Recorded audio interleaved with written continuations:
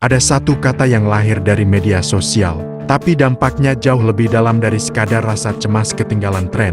Kata itu adalah FOMO, Fear of Missing Out, rasa takut ketinggalan.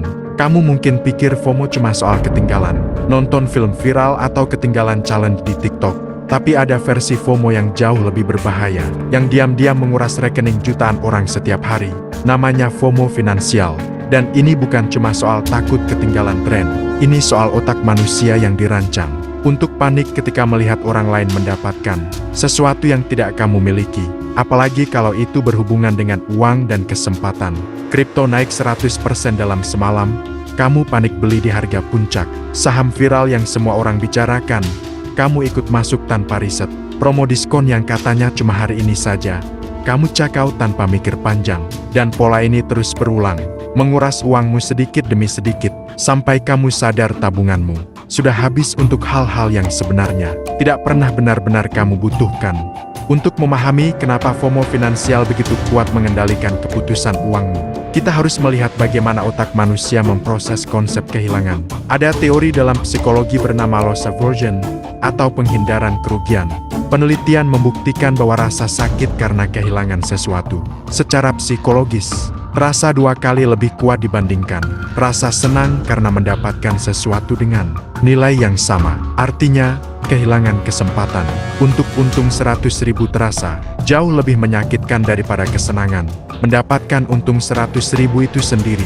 Inilah kenapa ketika kamu melihat orang lain untung besar dari investasi, otakmu tidak memproses ini sebagai "oh selamat untuk mereka". Otakmu memprosesnya sebagai "aku sedang kehilangan sesuatu yang seharusnya bisa aku dapatkan".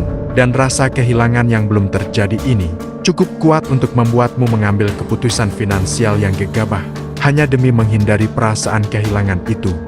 Dan media sosial serta platform investasi modern memanfaatkan bias psikologis ini secara maksimal.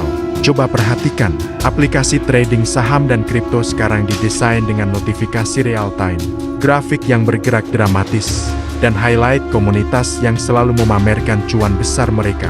Kamu jarang melihat orang memamerkan kerugian mereka, yang terlihat selalu keuntungan, selalu cerita sukses. Ini menciptakan ilusi bahwa semua orang di luar sana sedang untung besar, kecuali kamu. Padahal secara statistik, mayoritas trader harian justru mengalami kerugian dalam jangka panjang. Tapi karena yang terlihat hanya cerita sukses, otakmu terus-menerus dibombardir dengan bukti palsu bahwa kamu sedang tertinggal. Dan tekanan sosial ini diperparah oleh grup chat, forum, dan komunitas online yang penuh dengan orang-orang yang secara aktif membagikan momen kemenangan mereka, sambil diam-diam menyembunyikan kekalahan mereka. Dan inilah yang membuat siklus FOMO finansial ini begitu sulit diputus. Setiap kali kamu mengambil keputusan gegabah karena FOMO dan hasilnya buruk, alih-alih belajar dari itu, otakmu justru mencari kesempatan berikutnya untuk membalas kerugian itu secepat mungkin. Ini disebut sebagai loss chasing, mengejar kerugian. Kamu rugi di satu investasi karena FOMO, lalu buru-buru masuk ke investasi lain yang sedang viral, berharap bisa menutup kerugian sebelumnya secepat mungkin. Dan siklus ini berulang terus-menerus. FOMO menyebabkan keputusan buruk menyebabkan kerugian, kerugian menyebabkan keinginan untuk membalas cepat, dan keinginan membalas cepat menyebabkan FOMO baru yang lebih besar. Ini adalah lingkaran setan yang bisa menghabiskan tabungan seseorang dalam hitungan bulan, bahkan minggu. Dan yang paling menyedihkan, banyak orang yang terjebak dalam siklus ini bukan orang bodoh. Mereka adalah orang-orang cerdas yang sedang dikendalikan oleh mekanisme psikologis yang jauh lebih tua dan lebih kuat dari logika rasional mereka. Lalu bagaimana cara memutus siklus FOMO finansial ini? Langkah pertama, terapkan aturan tunggu dan verifikasi. Setiap kali kamu merasa dorongan kuat untuk segera mengambil keputusan finansial karena takut ketinggalan, paksa dirimu menunggu minimal 24 jam dan lakukan riset mandiri sebelum bertindak. Kesempatan finansial yang benar-benar baik jarang sekali menghilang hanya dalam hitungan jam. Langkah kedua, sadari bahwa apa yang kamu lihat di media sosial atau grup investasi adalah sampel yang sangat bias.